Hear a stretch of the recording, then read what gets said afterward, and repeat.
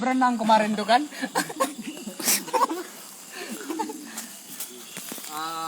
Apakah masih ada lagi? Pak Guru ya.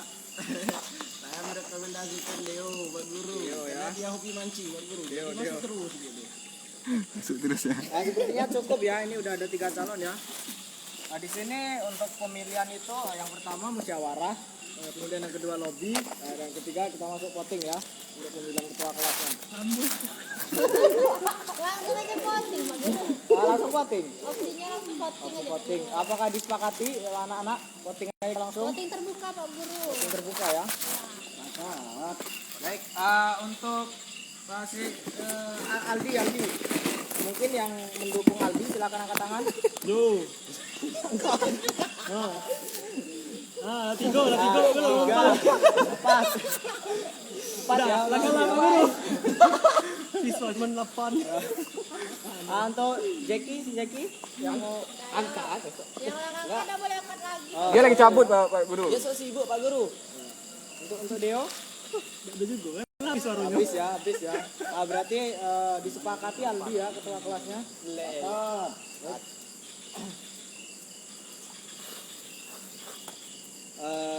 Dengan mengucapkan Bismillahirrahmanirrahim, kelas asik kita buka malam ini ya.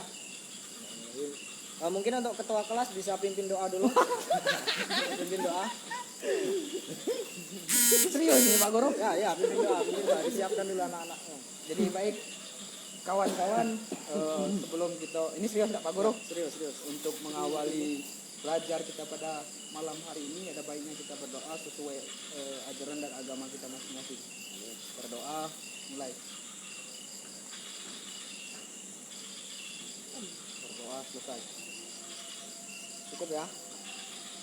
Baik, untuk materi kita pada malam hari ini itu materi lanjutan dari materi SMA kita tentang sejarah. Itu untuk judulnya gelar pahlawan yang dihibahkan. Untuk judulnya ya. Untuk pembahasan kita akan membahas salah satu sosok pahlawan yang memang setiap tahun kita memperingati hari kelahiran pahlawan tersebut. Jadi di sini kita membahas sisi lain dari ajaran-ajaran yang sudah kita terima di masa SMA. Itu untuk pembahasannya. Kemudian untuk sosok itu mungkin rahasia ya. Ya, jadi sebagaimana yang diungkapkan oleh Bung Karno, presiden pertama kita, dia pernah berpetua yaitu bangsa besar adalah bangsa yang menghargai sosok pahlawannya.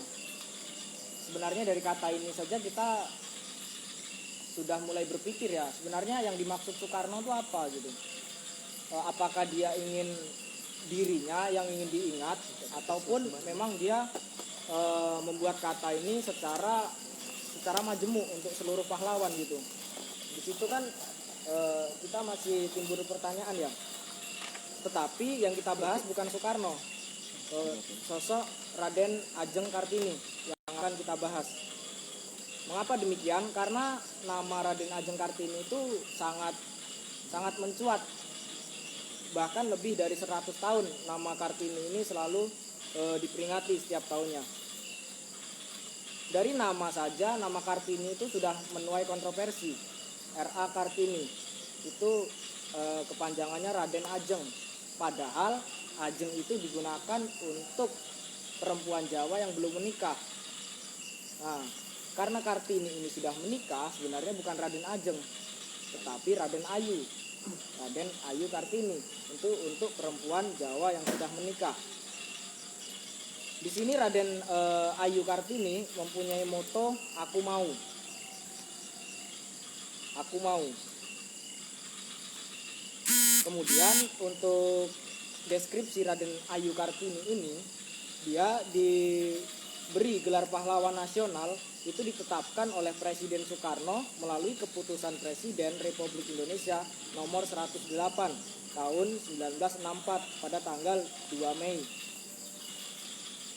Kemudian untuk tanggal 21 April itu diperingati setiap tahun sebagai hari besar yang kemudian dikenal sebagai Hari Kartini. Mungkin sampai sini dari anak-anak ada yang ingin berpendapat setelah kita jabarkan sosok pahlawan yang dihibahkan itu siapa, itu R.A. Kartini. Mungkin dari anak-anak ada yang ingin berargumen tentang sosok Kartini ini? Izin Pak Guru. Ya, Jack. Baik Pak Guru. Di Bengkulu di Bengkulu itu ada siapa tuh Pak Guru? Saya lupa tuh. Yang ada patungnya yang Fatmawati. Fatmawati, betul. Jadi itu bagaimana ceritanya Pak Guru Fatmawati itu bisa diidola-idolakan ya? Nah. Apakah mungkin ketika itu tidak ada lagi pahlawan yang dianggap pahlawan kayak itu? Betul. Seberapa besarkah jasa Fatmawati sehingga dia bisa dikenang seperti Nah, itu? Apakah bentar Pak Ya, Guru. betul. Atau mungkin itu karena faktor dia adalah istrinya Soekarno? Itu kan nggak logis. Itu ibaratnya tuh Pak Guru ya, ketika saya punya jabatan ya lebih baik orang terdekat saya kasih kayak gitu. Betul. Itu gimana sih Pak Guru, saya pusing itu. Nah, di situ itu masuk juga dalam kajian gelar pahlawan yang dihibahkan. Mungkin kalau setahu saya gelar pahlawan yang disandang ibu kita itu mungkin untuk mengasuh anak-anak Soekarno. Mungkin dari situ dia diberikan gelar pahlawan gitu. Itu masuk dalam materi pembahasan. Cuman yang sekarang untuk pembahasan awal kita itu membahas Raden Ayu Kartini gitu. Mungkin nanti untuk selanjutnya bisa kita bahas untuk Ibu Fatmawati begitu. Jack. Mungkin ada tanggapan untuk sosok Raden Ayu Kartini? Oh iya Pak Guru, Ya, itu Raden Ajeng R.A. Kartini. R.A. itu Raden Ajeng. Raden, ya, Beliau bukannya di Yogyakarta, di Magelang, di Magelang. Saya kira Jogja Pak Guru. Karena kalau Jogja istimewa. istimewa ya. Istimewa hari ini tidak ada. Daerah istimewa Jogja. Istimewa R.A. Kartini itu. Pak Guru. Ya silahkan. Saya tidak tanya dikit Pak Guru. Ya.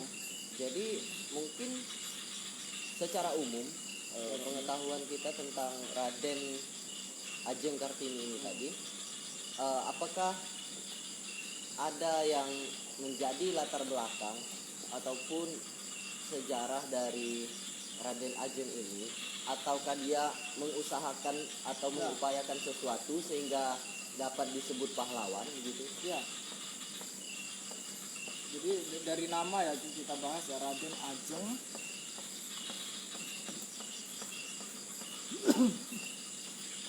atau Raden Ayu.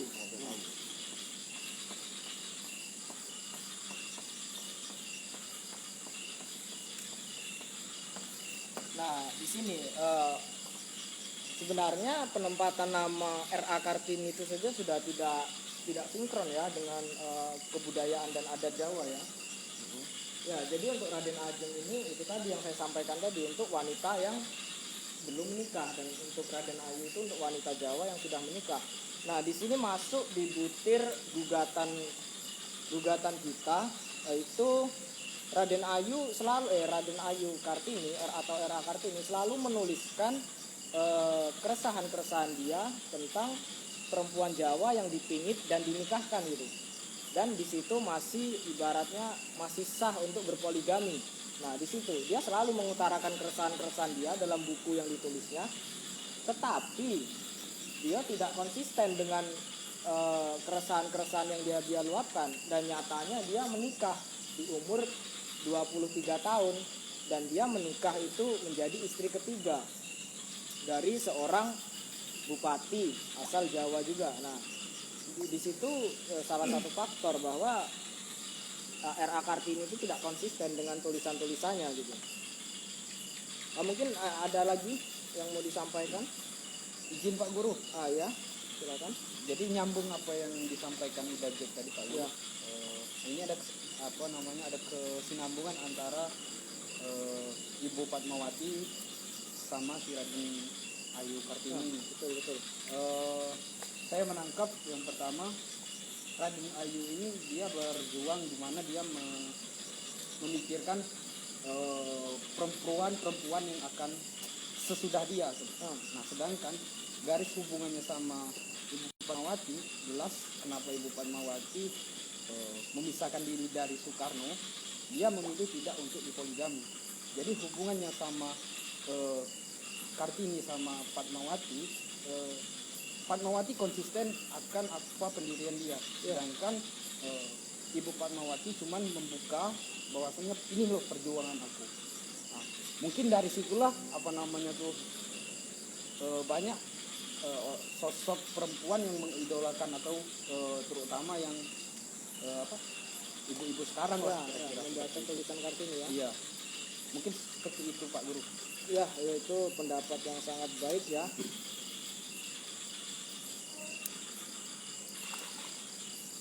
Nah, sebenarnya ini ada satu hal yang menarik juga untuk Kartini dari oleh Kartini ataupun sebagainya. Sebenarnya Kartini itu menulis menulis itu bukan untuk dibukukan atau bukan untuk dibaca oleh halayak ramai gitu. Jadi Kartini ini menulis surat itu untuk sahabatnya, itu orang Belanda gitu, yang bernama Rosa Manuela Ambendanon. Rosa Manuela Ambendanon. Nah,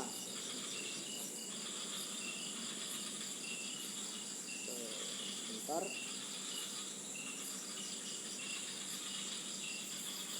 Baik, kelanjutannya setelah Kartini wafat, nah Mr. J.H. Ambendanon yang saat itu menjabat sebagai Menteri Kebudayaan, Agama dan Kerajinan Hindia Belanda itu suami dari Rosa Ambendanon.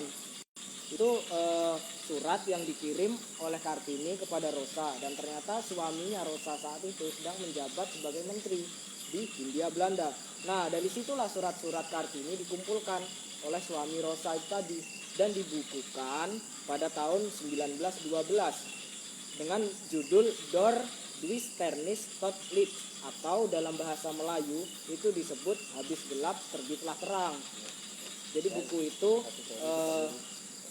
terbit setelah setelah R.A. Kartini meninggal. Kemudian ada juga buku-buku yang menceritakan tentang buku yang diterbitkan pertama kali itu diterbitkan lagi dengan bahasa-bahasa lain. Itu setelah saya hitung ada sekitar 7 penerbitan buku baru setelah buku pertama itu tadi dibuat oleh suami Rosa. Guru. Ya, ya. Bentar Pak Guru, satu tempat dulu. Oh ya. Izin Pak Guru. Ya. Nah, saya sedikit bertanya dulu Pak Guru. Ya. Habis gelap terbitlah terang. Ah, Perumpamaan kalau seperti hari itu kan seperti siang dan malam. ya betul. Setelah malam baru adanya siang. Pak Guru, dan jadi pertanyaan saya Pak Guru, Siap. itu duluan siang apa duluan malam?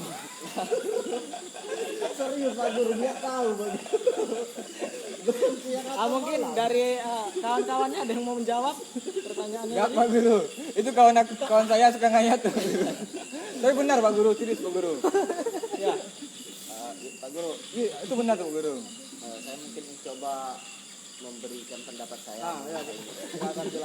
Jadi mungkin begini, maksud yang dikatakan oleh yang dianalogikan ke siang dan malam itu tadi, kalau gelap itu kita analogikan ke malam, sedangkan terang itu kita analogikan ke siang.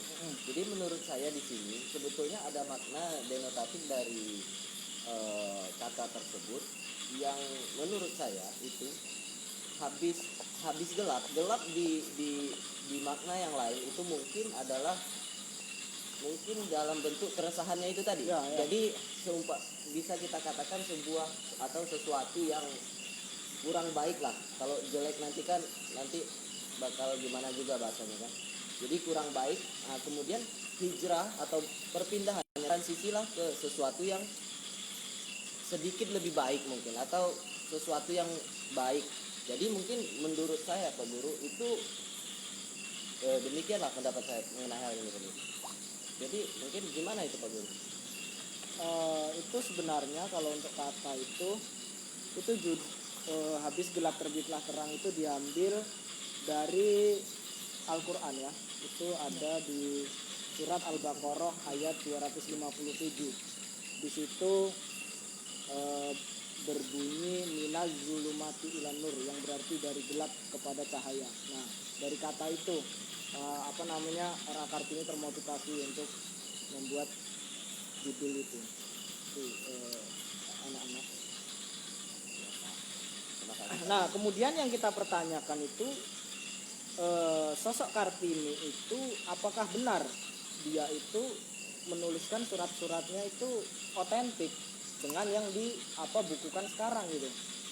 Nah, padahal yang membukukan itu bukan Kartini gitu, orang lain yang membukukan. Nah, apakah benar keotentikan surat-surat dari Kartini? Di situ kita menimbulkan pertanyaan-pertanyaan gitu. Nah, kemudian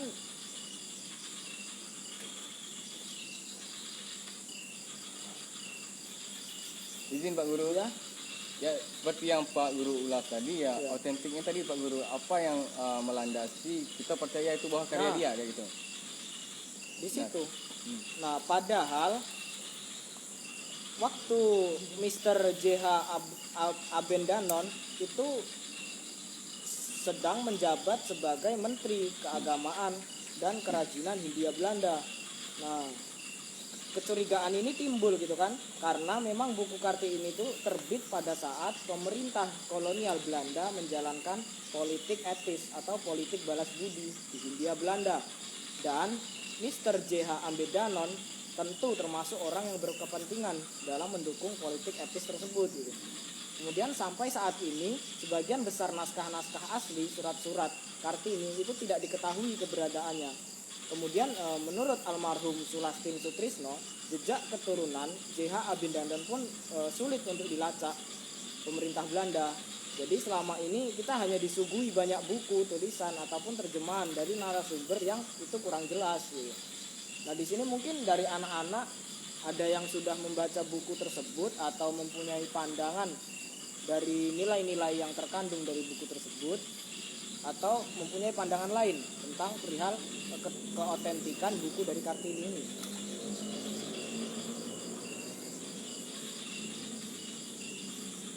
Kita belum baca bukunya Pak Guru.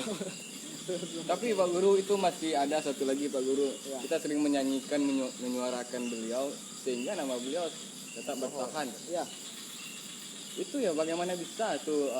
Itu kapan sih Pak Guru kira-kira nama beliau ini memuncak kayak gitu? Sampai-sampai ada lagunya kayak gitu. Pak Guru tahu lagunya? ya. Coba Pak Guru. Mungkin di akhir kelas ini kan ya. Siap, Pak Guru. Nah, disitulah ada pihak-pihak yang mempertanyakan bagaimana bisa kita memperingati kelahiran Kartini yang hanya berjuang dalam kamar. Nah, di situ menuai pertanyaan gitu kan.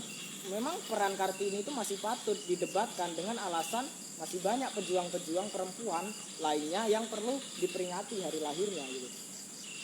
Memang menurut saya peran Kartini itu terlalu dibesar-besarkan oleh ahli sejarah Jawa dengan mengatakan bahwa Kartini sudah dianggap sebagai pejuang emansipasi meskipun itu hanya dalam kamar gitu.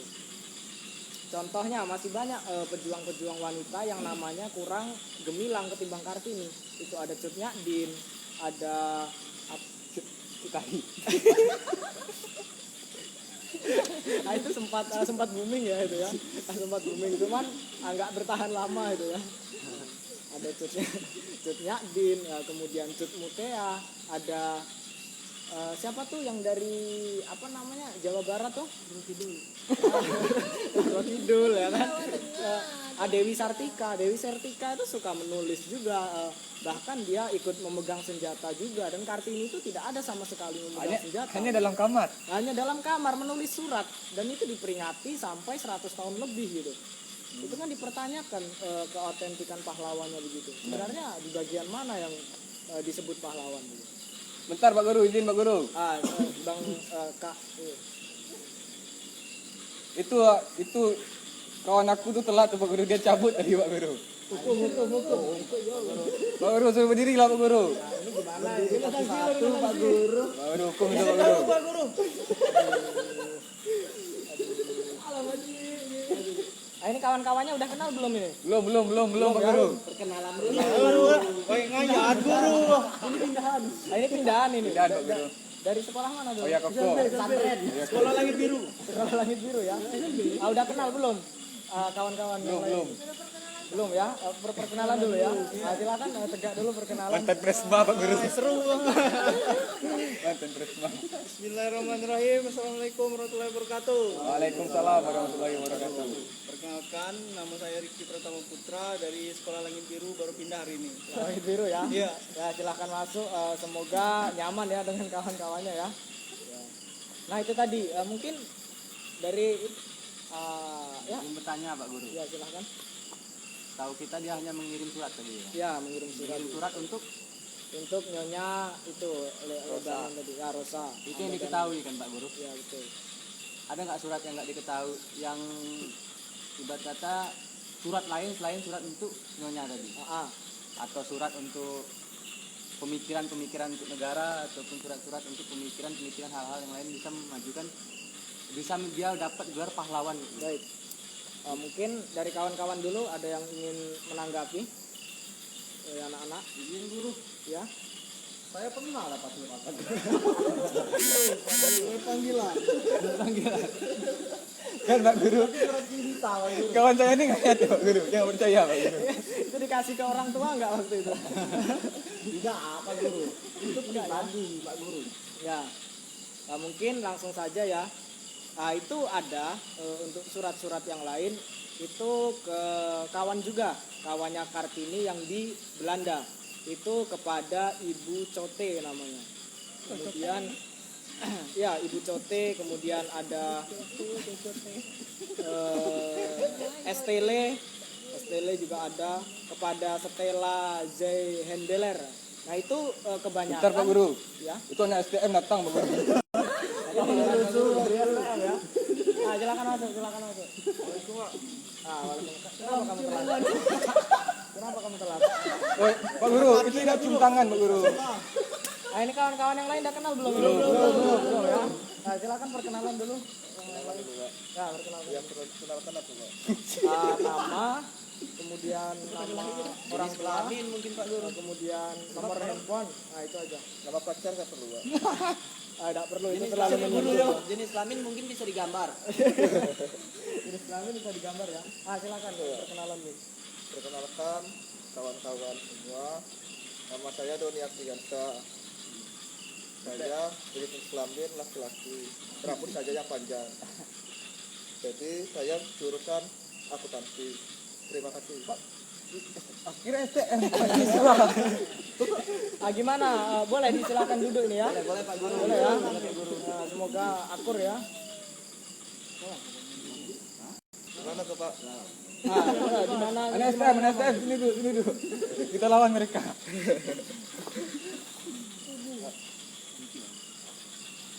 Nah, untuk jawaban siapa tadi yang bertanya ya? Saudara Niki. Saudara Bang Dwiki ya. Pak Guru parah ya. Dia jek aja tadi ya. Oh ya tadi keceplosan tadi serempak katanya. Bang Dwiki kita ngikut aja tadi Bang Dwiki gitu. Nah, untuk saudara itu tuh ya. Kartini itu dianggap hanya berbicara untuk ruang lingkup Jawa saja gitu. Dia tidak pernah menyinggung suku atau bangsa lain di Indonesia, Hindia atau Hindia Belanda. Kemudian pemikiran-pemikirannya juga itu dituangkan dalam rangka nasib perempuan Jawa juga. Tidak ada nasib perempuan secara keseluruhan gitu. Kemudian R.A. Kartini itu juga tidak pernah menuliskan surat-surat yang yang memikirkan untuk kemerdekaan Indonesia gitu. Dia tidak pernah menulis surat-surat seperti itu. Hanya keresahan-keresahan yang perempuan Jawa alami. Jadi hanya lingkup Jawa saja. Dan di sini dianggap Kartini itu sudah mewakili seluruh perempuan di Indonesia untuk lingkup yang lebih besar, padahal dia hanya membahas lingkup Jawa saja itu. Ya, silakan. Bertanya Pak Guru. Bilang. Nah, jadi tadi seperti yang telah Pak Guru jelaskan, itu tadi kan ada bicara tentang emansipasi.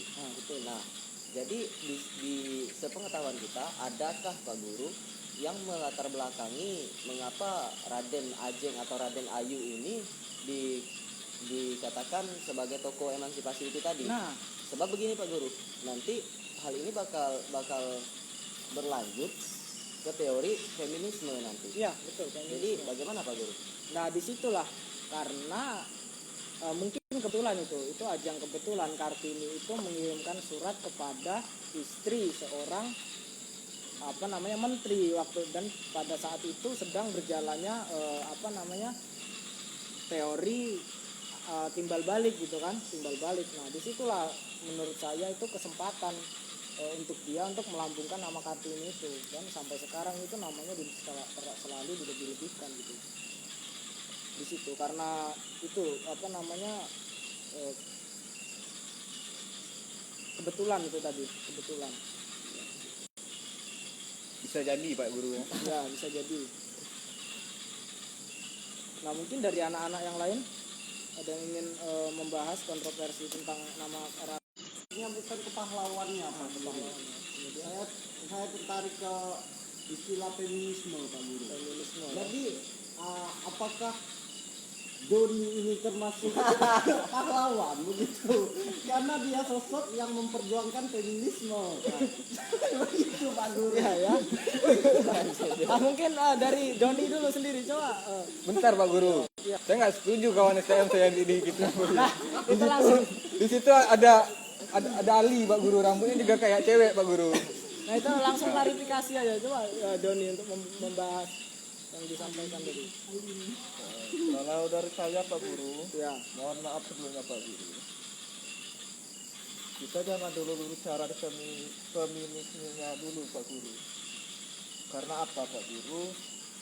Kan di sini sudah jelas konteksnya itu pahlawan Pak Guru. Ya.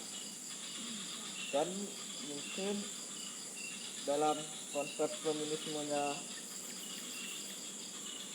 Raden Ajeng Kartini Pak Guru, itu saya rasa tidak terlalu besar Pak Guru, karena Raden Ajeng ini memang sebenarnya memperjuangkan hak pribumi Pak Guru. Jadi saya rasa jangan dulu bahas ke feminisme, tapi ke kepahlawanan saja Pak Guru. Ya. Nah, mungkin Ali mau menanggapi Tentang apa Guru? feminisme tadi, kalau ada yang mau Apa itu feminisme? Bentar Pak Guru. Betul, itu saya tamu dikit ya Pak Guru ya. Ya benar Pak Guru. mungkin dari anak-anak yang menilai plus. Siap Pak Guru. Ya. Saya feminisme itu saya lupa Pak Guru. Itu Pak Guru ya, yang saya tangkap itu Pak Guru dari saudara saya yang di paling ujung itu Pak Guru. Ya. Mungkin karena faktor cenderungnya seorang laki-laki yang bertingkah laku seperti wanita. Saya tengok, iya Pak Guru, iya benar. Mungkin dari corak gaya rambutnya yang panjang Pak Guru. Itu ada juga Pak Guru laki-laki yang kayak perempuan Pak Guru. Tomboy ya. Tomboy Pak Guru. Tomboy ya. Tapi rambutnya masih panjang Pak Guru. Masih panjang. Mungkin anak-anak yang lain ada yang menilai tambah. Tambah terus. Tambahnya ada tambah. Ya. Pak Guru lagi Pak Guru. Saya sepakat dengan kawan saya yang baru STM ini Pak Guru. Mengenai hak-hak pribumi dari RA Kartini tadi Pak Guru. Apa sih yang benar yang diperjuangkannya seperti itu? Sedangkan dia di kamar, apakah mantap-mantap, apakah ngapain? Kalau dia kan di kamar Pak Guru. Hak-hak seperti apa sih yang diperjuangkannya sehingga nama dia dibesar-besarkan gitu? Itu ya, jadi Doni kami tadi membahas untuk RA Kartini itu dalam surat-suratnya itu membahas keresahan dia tentang adat Jawa waktu itu, tentang pemingitan wanita untuk dijadikan istri, kemudian poligami di situ. Dia hanya membahas selingkup itu, selingkup perempuan Jawa yang hak-hak kesetaraannya itu tidak ada di situ. Mungkin poin besarnya di situ, hak kesetaraan wanita. Mungkin ada yang lebih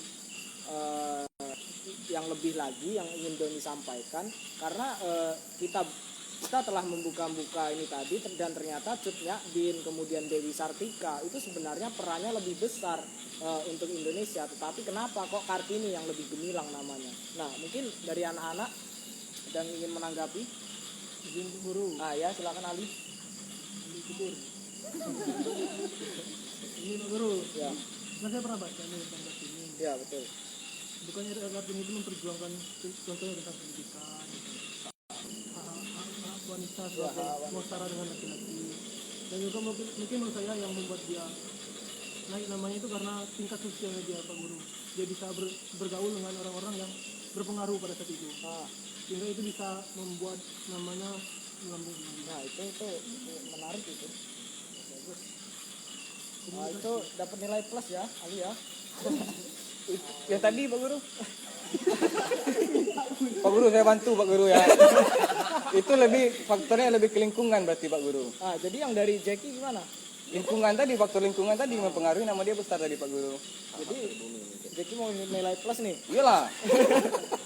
Izin Pak Guru. Ah ya silakan. Tambahkan Pak Guru. Ya. Jadi yang menarik dari Agen Kartini ini pertama kita kembali kepada kalimat Kosito Praminoto ini. Kalau kau ingin jadi seorang yang besar, pemimpin besar, pahlawan besar, maka berorasilah layaknya seorang orator dan menulislah layaknya seorang wartawan. Nah, kelebihan dari Agen Kartini di sini itu kenapa bisa menjadi namanya lebih gemilang dari Nyardin ataupun dari Sartika adalah bahwa catatan tentang pergerakan itu terdokumentasikan di dalam arsip yang jelas. Itu satu. Yang kedua adalah bahwa pikiran itu akan lebih lama menggaung daripada tindakan. Nah, Dewi Sartika dan Nyardin itu tidak pernah dijabarkan pernah mengeluarkan suatu pikiran tentang republik ini, gitu ya. Baik dari bagaimana sistem bernegara atau strategi di dalam mencapai kemerdekaan. Tapi era Kartini ini dalam pikirannya itu bagaimana mengupayakan kemerdekaan bagi perempuan Jawa. Nah, itu semua menjadikan hal yang cukup untuk Agen Kartini karena arsip yang begitu lengkap mengenai kepahlawanan beliau, tentang pemikiran beliau, maka daripada itu pemikiran itu akan lebih menjadi hal yang menjadi daya jual lebih. Arsip ya. Iya, itu secara arsip karena tulisan yang jelas gitu. Nah, kalau berbicara tentang arsip, di sini masih tanda tanya yang sangat besar karena dokumentasi yang real RA Kartini itu masih sangat sukar ditemukan gitu. Jadi kita menemukannya itu hanya dari buku yang diterbitkan oleh suami Rosa Ambelina itu tadi. Itu suami dari sahabat RA Kartini di sini. Dan di situ surat-suratnya dibukukan. Nah, bahkan keautentikan surat-surat itu sampai sekarang masih banyak yang tidak ditemukan di situ. Nah, jadi yang itu tadi kita perlu kulik sebenarnya mungkin betul yang dikatakan Ali tadi ataupun betul yang dikatakan Bejo tadi bahwa semua itu sangat berpengaruh gitu kan. Ada yang di kelas sosialnya, ada di arsip-arsip itu tadi itu sangat berpengaruh memang. Itu betul pertanyaan yang bagus itu. Bejo ya plus ya. Plus Pak Guru. Izin Pak Guru. Minta nilai plus juga ini Pak Guru. Jauh-jauh ini Pak Guru. Ini nilai plus ini bahaya ini Pak Guru. Jadi menarik seperti apa yang disampaikan kawan yang dari SLB tadi Pak Guru. Ya betul kan? Suara lagi biru. Nah, jadi ada sebuah paradoks antara dokumen atau arsip yang ditulis si Annabelle tadi ya. Annabelle. Rosa. Ya, lakinya kan yang buat tadi. Oh iya, lakinya. Yang dibuat lakinya Rosa ini tadi. Nah, di situ kan tidak ditemukan arsip yang Ya rujukan yang ya jelas. rujukan yang orisinil itu tidak ditemukan. Nah, hal inilah yang menjadi unik untuk dibahas. Bukan unik sih, menarik untuk dibahas gitu Pak Guru. Kenapa? Kalau rujukan ini memang tidak orisinil, artinya ada paradoks yang dibuat oleh si suaminya Annabelle ini tadi Pak Guru. Kalau memang seperti itu kejadiannya, bisa kita katakan si suami Annabelle ini mengada-ada seperti itu Pak Guru. Nah, ini menarik untuk dibahas Pak Guru. Nah, di situ tadi. Ya mungkin Dapat nilai plus aku Pak Guru. ya plus. Aku mau langsung naik kelas ini Pak. Ya. Jadi begini Pak Guru, seperti yang dikatakan oleh saudara di sebelah kiri saya ini tadi, mengenai bahwa arsip yang jelas, tadi kan sudah dijelaskan oleh Pak Guru mengenai arsipnya kan. Ya, Pak Guru. Terus tadi saya dengar ada kalimat yang berbunyi pikiran itu akan lebih lama menggema daripada tindakan. Jadi begini Pak Guru, itu pernah ada salah satu sebuah kutipan dari Albert Einstein yang mengatakan bahwa tingkat kecerdasan seseorang itu ditandai oleh imajinasi. Kemudian hal itu dipatahkan oleh seorang Charlie Chaplin yang mengatakan bahwa ketika kita hanya berimajinasi tanpa melakukan apapun itu sama aja omong kosong. Nah, jadi menurut saya masukan tanpa gerakan itu bukan sebuah bukti atau bukan sebuah hal yang cukup, bisa dikatakan cukup untuk kontroversial ini tadi, hal yang bersifat kontroversial ini tadi Pak Guru. Jadi kalau menurut saya demikian Pak Guru. Ya, itu tadi kalau kita bandingkan dengan Dewi Sartika itu sangat jauh kontribusinya. Jadi R.A. Kartini hanya di dalam kamar menuliskan surat-surat, dan Dewi Sartika ini selagi memegang senjata dia juga menuliskan buah-buah pikirannya di situ. Dan kenapa kok R.A. Kartini namanya lebih gemilang gitu kan? Apakah ketika pembukuan itu tadi diketahui oleh Raden Ajeng ini tadi Pak Guru? Pembukuan ini setelah Raden Ajeng meninggal. Mungkin silakan Eko. Izin tanya Pak Guru, kapan Raden Ajeng Kartini itu meninggal? Dan juga kapan pembukuan itu diterbitkan sampai beredar luas itu? Beredar luas ya. Mungkin dari kawan-kawan Eko ada yang ingin menanggapi? Iko.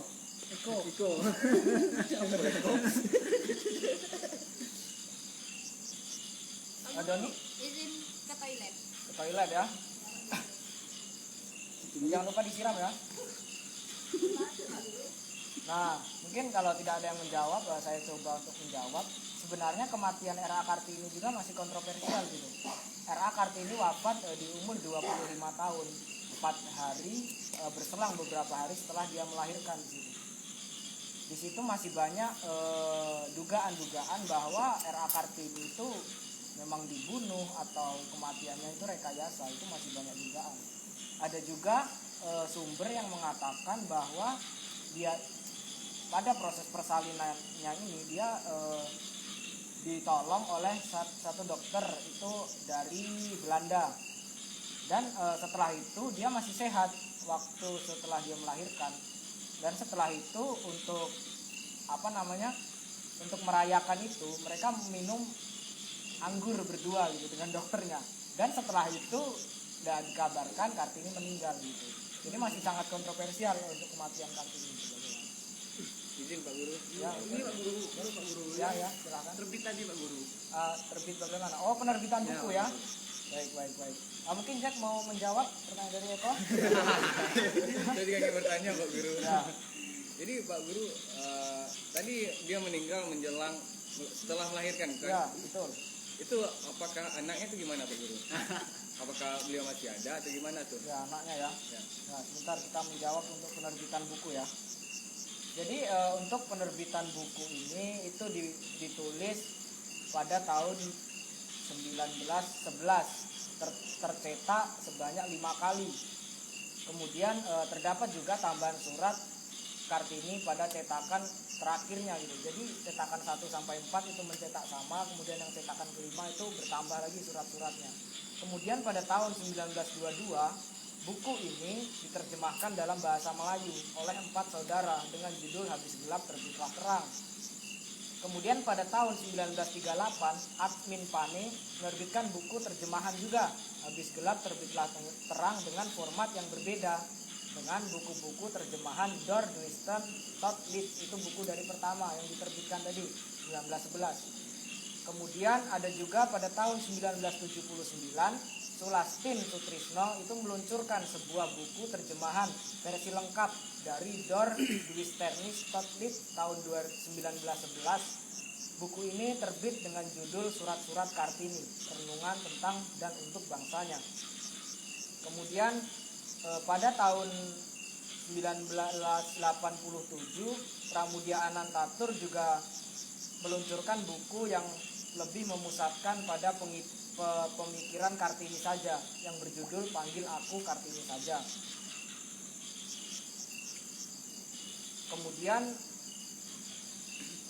Mungkin itu untuk surat-surat Kartini yang dibukukan itu ada berbagai genre untuk pembukuannya. Jadi memang dari masa ke masa selalu ada buku yang mengulas tentang era Kartini dan sastrawan besar juga mengulasnya. Gitu. Nah, mungkin dari Izin Pak Guru, ya silakan. saya menjawab kebingungan saya sendiri ya Pak Guru. Iya betul. Nah jadi apa ya Pak Guru? Sosok Kartini ini melejit sampai di namanya sampai saat ini seluruh kalangan itu tahu. Ya. Nah beda halnya dengan Ahmad Wahab, dia juga menulis harian dia tulis sampai dia wafat kecelakaan ya Ahmad Wahib sampai kecelakaan itu ditulis. Akan tetapi untuk salah satu tokoh ini hanya diketahui kalangan-kalangan tertentu saja. Kita ambil contoh mahasiswa. Nah, hubungan kaitannya dengan Kartini, yang pertama hal yang menarik itu lingkupan Kartini. Jadi lingkupan Kartini seperti yang Pak Guru sampaikan tadi, dia berada di lingkupan orang-orang yang hebat seperti itu. Apalagi kita melihat politik yang dimainkan Belanda. Ya, politik tunggal kali. Dan bisa menjadi besar kemungkinan bahwasanya kalau sosok Kartini ini bagian dari politik Belanda untuk balas budi tadi. Artinya gelar kepahlawanan dia bisa kita ragukan seperti itu karena dokumen-dokumen atau arsip-arsip yang merujuk kepada tulisan R.A. Kartini itu sangat sedikit ataupun sulit untuk kita temukan. Itu Pak Guru. Baik, terima kasih ya, itu sangat bagus penjabaran dari Nilai plus Pak Guru. Budi ya, plus lagi. 2 plusnya Budi ya. Izin menambahkan Pak Guru. Ya, silakan. Saya sudah mempertegas bahwa tidak betul kita untuk memperagukan kepahlawanan beliau Pak Guru. Beliau meninggal itu 1904 sebelum kebangkitan nasional Pak Guru. Kita berbandingkan dengan Dewi Sartika yang meninggal 1948. Berarti dia ada kontribusi setelah kebangkitan nasional. Perlu dicatat Pak Guru, politik modern Indonesia itu setelah kebangkitan nasional Pak Guru. Dan coba kita bikin logika, seorang yang di dunia tradisional telah memiliki pemikiran modern seperti Raden Ajeng Kartini, itu sangat patut kita cap sebagai pahlawan Pak Guru. Dan tidak etis rasanya Pak Guru kita membandingkan dengan Dewi Sartika berbicara kontribusi Pak Guru. Itu hanya masalah keberuntungan hidup Pak Guru. Mungkin jika dia umurnya panjang setelah kebangkitan nasional Pak Guru, mungkin namanya bisa jadi lebih besar dari Bung Karno Pak Guru. Dan terkait dengan Ahmad Wahid tadi Pak Guru, kita juga tidak bisa membandingkan nama beliau dengan seorang pria Pak Guru. Kita berbicara seorang wanita dengan seorang pria. Dia besar karena dia seorang pria wanita pada masanya dengan belenggu sarang burung yang ketat yang tidak bisa ditembus wanita-wanita lainnya. Tetapi dia berhasil menembus itu dan menggemparkan Jawa Pak Guru. Terbukti dengan beberapa masa bukunya, suratnya masih dipakai Pak Guru. Terima kasih Guru. Baik, terima kasih Doni, ya, jawaban yang sangat bagus ya. Mungkin dari anak-anak yang lain, Ali. Saya setuju dengan pendapat dari Doni dan ya. Karena saya berpikir secara logika. Ada orang yang berani keluar dari zona nyaman. Contoh dia turun ningrat. Seorang turun ningrat dan mendapat di zona nyaman, dapat pendidikan yang terjamin, tapi dia memperjuangkan orang yang tidak nyaman. Dia berani keluar dari zona nyaman itu untuk ikut dengan orang yang tidak nyaman. Dia memperjuangkan hak itu. Jadi menurut saya tidak perlu kita ragukan lagi kalau dia pahlawan. Kayak gitu Pak Guru. Logikanya seperti itu. Baik, terima kasih Ali. Nilai plus ya Ali ya. Mungkin dari kawan-kawan Ali yang lain. Ini Pak Guru. Bejo ya. Yang lain belum baca buku Pak Guru. Ya. Berarti nggak belajar ini yang lain ini yang diam-diam. Nggak belajar ya. Pak Guru, harusnya kalau guru fotokopikan. Betul itu. Modal Pak Guru. Ya Pak Guru yang jual buku ini biasanya ini 80.000 biasanya. Jadi jual vaksin. Nah, mungkin dari anak-anak yang lain ada yang ingin menanggapi nih yang kontra dengan pendapat dari Doni. Saya kalau nggak ada kawan yang dukung saya pindah ke Doni aja. Sendiri saya Pak Guru. Nah itu mungkin yang lainnya yuk ditunggu, atau kalau nggak selesai untuk PR nih, Janganlah Pak Guru. selesai untuk PR nih. Pak Guru cari jawabannya. Pak Guru belum baca materi.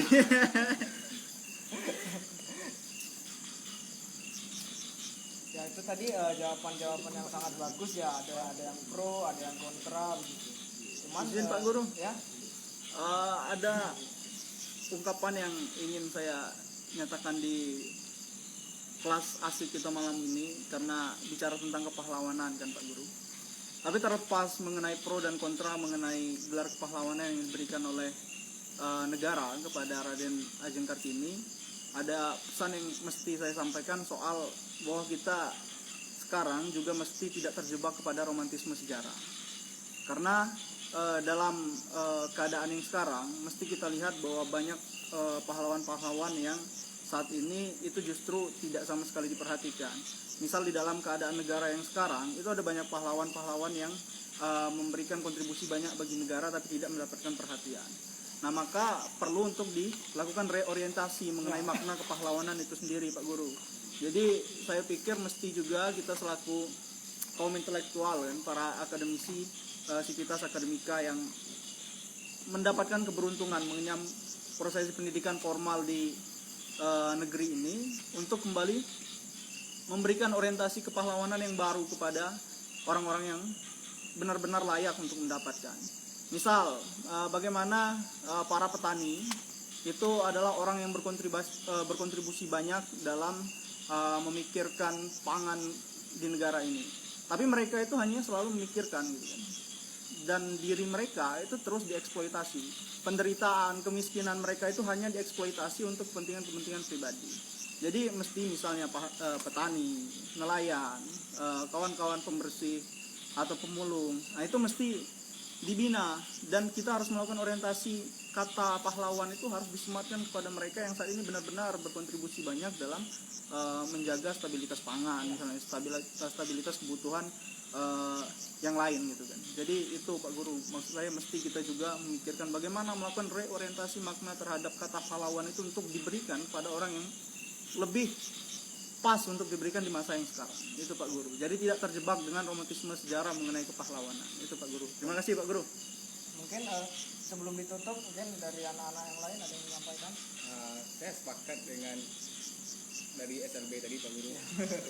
Jadi benar Pak Guru ya. Jadi belum akrab ya kalian ya? Belum Pak Guru. Benar. Kan saya jadi lupa Pak Guru. Jadi benar Pak Guru. Ya di masanya mungkin Pak Guru anggap di kampus kayak gitu. Karena ada orang-orang yang ibaratnya menyuarakan suatu kebenaran, cuman mereka tidak dikenal kayak gitu. Kan dia masih ingin kayak gitu. Cuman saya pikir tuh setiap masa itu ada orangnya kayak gitu. Ada istilah keren kayak gitu, saya lupa gitu. Saya lupa lagi gitu. Jadi saya setuju tuh Pak Guru kayak gitu. Jadi apakah gelar pahlawan tadi itu diberikan hanya kepada orang-orang yang cenderung karena lingkungannya itu menyertai dia kayak gitu, yang bikin nama dia naik seperti itu. Karena Raden Ajeng Kartini lingkungan mereka beliau itu luar biasa besarnya kayak gitu, termasuk familia kayak gitu kan. Nah seperti petani tadi kayak gitu. Nah kalau logikanya realitanya beliau tuh harus kita harus peduli sama mereka gitu. Mereka memperjuangkan itu kayak gitu, pangan kita gitu dan sebagainya gitu. Saya nggak ingin dikasih nilai plus Pak Guru. Nilai plus itu yang maju besok gitu. Baik, terima kasih Ajak, sangat bagus penyampaiannya. Mungkin terakhir dari anak-anak ingin menyampaikan resolusinya mungkin untuk pembahasan kali ini. Mungkin ketua kelas Pak Guru. Iya, ketua Ketua kelas untuk memberikan merangkum. kesimpulan istilahnya. Kesimpulan dari pertemuan kita. Tapi bentar Pak Guru. Pak Guru tadi janji kan bacakan karya R.A. Kartini tadi itu sebelum disimpulkan oleh Benar Pak Guru. Yang karya yang Bebas kalau ataupun lagunya mau Pak Guru nyanyikan kayak gitu. Sehingga kita menyanyikannya seakan-akan dia masih hidup. ya. Izin Pak Guru, Pak Guru, izin Pak Guru, terakhir ya Pak Guru. Sebenarnya sangat asik kelas ini Pak Guru. Malam hari ini baru sekali ini ya udah ya datang di kelas ini. Oh, kita satu kelas ya. Jadi itu masih ada pikiran yang menggantung di benak saya gitu Pak Guru. Yang pertama terkait beberapa buku juga rujukan seperti arsip tadi. Saya masih belum selesai di arsip ya Pak Guru. Bisa dikatakan atau tidak dikatakan dia ini seseorang pahlawan dengan lingkungan lingkungan ningrat dan juga yang dia kenal juga orang-orang bisa dikatakan orang-orang yang terkemuka pada saat zaman kolonial.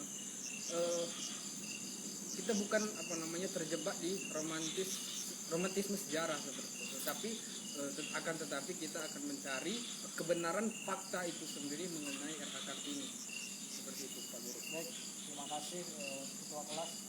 Mungkin untuk supaya kita lebih hikmat, ketua kelas pimpin ya, kita nyanyi sama-sama ya lagu Boleh. ya, supaya lebih hikmat ya. Sebenarnya lebih bagusnya Bapak Guru. Iya. Nah, supaya kita lebih hikmat, kita berdiri menundukkan kepala sembari menyanyi. Izin Pak Guru, kami nggak apa lagunya Pak. Iya Pak Guru. Karena kita belajar sama-sama. Pak Guru ajarin dulu dong. Dari dulu lah. Iya Pak Guru, biar kami hafal. Nah, jadi kita sama-sama ya ikuti ya. Iya. Jadi satu kalimat ya. Iya. Jadi untuk itu iramanya 4/4 ya. Untuk kalimat pertamanya itu 4/4 itu seperti orang wisuda Pak Guru. ya tolong ya, jangan ini lagu wajib ini, harus hikmat ya, sakral ini. Ibu kita Kartini, putri sejati, putri Indonesia, harum namanya. Mungkin bisa sama-sama ya, atau bagaimana? Boleh lagi. Lagi ya. Ibu kita Kartini, pendekar bangsa, pendekar kaumnya untuk merdeka. Wahai ibu kita Kartini, putri yang mulia, sungguh besar cita-citanya bagi Indonesia. Oke, bisa ya, kita sama-sama nyanyi ya, dengan hikmat ya. Mungkin ketua kelas bisa dipimpin kawan-kawannya nyanyi sama-sama malam ini. Saya serahkan sama Pak Guru saja Pak. Tidak, Karena ketua kelas yang berdiri. Nah, langsung dapat nilai plus lagi nih. saya kasih ke udah cek aja Pak. Ya udah. Boleh teman kelas. Karena saya baru datang ini Pak. Oh iya. Pak Guru datang, Pak Guru ketukannya Bro. Ibu ujung. Punya ini. Yuk, 1, 2, 3. Ibu kita Kartini, putri sejati, putri Indonesia, harum namanya. Ibu kita Kartini, pendekar bangsa, pendekar kaumnya untuk merdeka. Wahai ibu kita Kartini, putri yang mulia, sungguh besar cita-citanya bagi Indonesia. Tepuk tangan untuk kita semua. Baik, ya. Ya ada. Hidup perempuan Indonesia. Hidup perempuan Indonesia. Hidup perempuan Indonesia. Itu tadi anak-anak pembahasan kita tentang gelar pahlawan yang dihibahkan pada kelas asik malam hari ini. Namun lepas dari berbagai kontroversi tersebut, perlu kita yakini bahwa era Kartini sendiri tidak pernah memiliki niat sedikit pun untuk disanjung. Namun tetaplah harus kita akui bersama bahwa era Kartini itu tidak hanya seorang tokoh emansipasi, namun yang mengangkat derajat kaum wanita Indonesia semata, namun juga sebagai tokoh nasional yang berjuang bagi kepentingan bangsanya dengan segenap pemikiran, ide dan gagasan pembaharunya. Kemudian untuk apa yang disampaikan dari anak-anak sekalian, itu semuanya benar, tidak ada yang salah. Itu jadi di sini kita tidak berbicara mana benar mana yang salah, karena memang kebenaran itu hanya ada di langit. Ketika benar dan salah itu turun ke bumi, itu hanya soal kesepakatan gitu. Mungkin terima kasih ya untuk malam ini, anak-anak sangat berkontribusi dengan baik. Kemudian untuk nilai plus yang terbanyak hari ini itu ketua kelas ya. Ketua kelas itu plusnya banyak sekali itu. Mungkin Udah Jack minta tadi saya hibahkan sama udah Jack aja. bagaimana? Apakah Tidak setuju? bisa guru, saya kemarin udah ngasih jadi guru. Ya betul. Mungkin ketua kelas besok ya. Untuk temanya itu nanti disampaikan saja di grup ya. Baik. Mungkin itu terima kasih, sekian dari saya. Untuk penutup itu nanti ketua kelas silakan pimpin doa, dan kemudian kelas kita cukupkan sampai di sini. Baik, terima kasih. Silakan ketua kelas. Baik, terima kasih kawan-kawan malam ini. Kelas asik menarik menurut saya. Bagian dari penutup kita adalah sejarah. Baik, untuk mengakhiri, sudah baiknya kita berdoa berdoa dalam kepercayaan masing-masing. Berdoa mulai.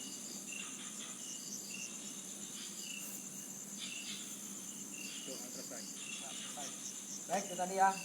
Saya akhiri. Assalamualaikum warahmatullahi wabarakatuh. Waalaikumsalam warahmatullahi wabarakatuh. Sejahtera. Udah kita nggak ada lagi kan? Penyampaian dari kepala sekolah? Kita belum bentuk ya. Boleh. Baik, penyampaian singkat saja. Kawan-kawan perjuangan. Bismillahirrahmanirrahim. Assalamualaikum warahmatullahi wabarakatuh. Boleh kampanye ini kepala sekolah. Ya, itu lah kampanye. Jadi salah satu faktor kenapa kelas asik ini dibentuk, yang pertama ya kita masih membutuhkan sebuah suasana kampus yang benar-benar produktif seperti itu. Apalagi kita mahasiswa, sebenarnya banyak kajian-kajian yang harus kita ketahui kayak gitu. Saya jujur pribadi tentang RAKAS ini saya nggak baca gitu. Sehingga di forum seperti ini saya lebih tahu gitu, kurang lebihnya seperti itu. Harapannya hal-hal lain bisa kita bahas juga kayak gitu, apapun itu, yang penting bermanfaat. Jadi ketika kita selesai jadi mahasiswa, gelar mahasiswa itu habis ya, kita banyak tahunya kayak gitu. Nah harapannya itulah kawan-kawan jangan sungkan-sungkan untuk memberikan pengetahuan kawan-kawan apa yang kawan-kawan baca kayak gitu. Itu kita bukan mengajari atau bukan diajari, cuman kita butuh itu kayak gitu, karena dunia selepas menjadi mahasiswa itu luar biasa gitu. Kita butuh itu kayak gitu. Walaupun kita kecil kayak gitu, kita berharap harapan yang besar kayak gitu. Nah mungkin ya harapannya minggu depan atau Aldi ya bisa dia. Wah, Pak Guru. Nggak. Ngerti ya Pak Guru. Tidak, kita di Siko cuma butuh itu apa ya, hal-hal dasar aja kayak gitu. Hal dasar itu kita banyak nggak tahu kayak gitu, apalagi hal-hal yang lebih dalam kayak gitu. Itu Paling bercocok tanam tuh lah Pak. boleh itu boleh. Mungkin kalau memang temanya lingkungan, di Siko ada Pak Ali juga ya, hobi bertanam. Ada juga Bang Diki kayak gitu. Atau minggu depan kita tentang lingkungan kayak gitu. Ada Pak Riki juga yang itu di lingkungan juga kayak gitu. Harapannya mungkin kelas kita yang sedikit bisa lebih ramai lagi kayak gitu. Jadi minggu depan tuh kira-kira siapa yang bisa bersedia aja kayak gitu. Amin. Nah, suami. Tidak apa, kita gitu aja. Tanam. Ya kalau Adifik 1 minggu depan. Bang Diki gimana? Ya aman ya. Nah. Dah, ada terus saja nih. Kita satu-satu Bang. Oh, tanaman juga. Iya. Saya tahu bahasan. Wah, duet bagus nih, Pak. Tidak bisa. Tidak bisa. Tidak ada guru yang bodoh masuk. Ya. Jadi nah, harapannya besok itu minggu depan ada Adi sama Bang Diki kelas ya kayak gitu. Dua kan, Bang. Paket saya. Jadi begini Paket saya. Mungkin saya sedikit Bentar,